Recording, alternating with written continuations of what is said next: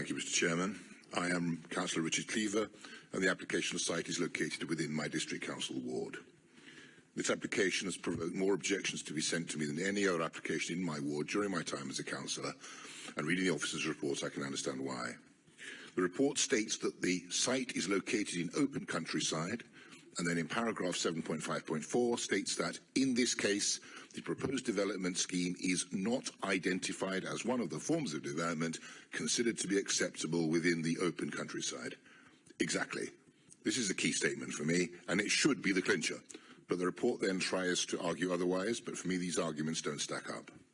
Paragraph 7.5.6 states, it is officer's assessment that the applicant has appropriately demonstrated that alternative sites within the town centre and or along the A1 would not be capable of accommodating the development proposed.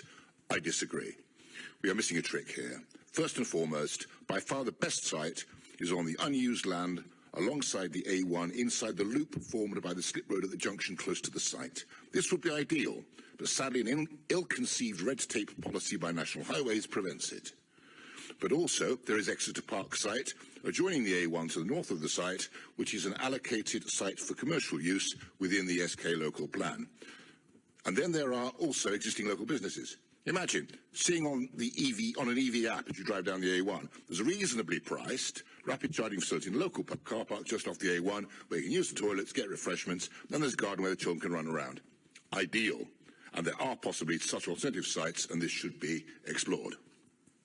7.5.9 attempts to justify the application by stating that the government's 2018 Road to Zero paper states that the transition to zero emissions transport also requires a charging infrastructure network that is easy to use, affordable, efficient and reliable.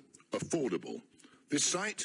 The whole commercial attraction of this proposed development is that it can charge for a high price for a convenient, ultra-rapid charge for users of the A1. Remember, this is a rapid charge only facility. Now, we all know petrol prices on the A1 are up to 10p a litre higher than we all pay elsewhere. And this development is simply the EV equivalent of that. Different fuel, same business model. So this proposal certainly does not meet this government aspiration for affordable charging. Also, I note that the officer report dismisses the crime and disorder concerns of the residents in a single line. I think the risk of crime and antisocial behaviour needs to be given proper consideration, given the location and the enclosed nature of the site. And I would urge the committee to ensure that such consideration is given before it comes to its conclusion. So finally, it's on green land, it's an open countryside, there are better sites, and we haven't properly considered the antisocial behaviour risk. This application should not proceed. Thank you.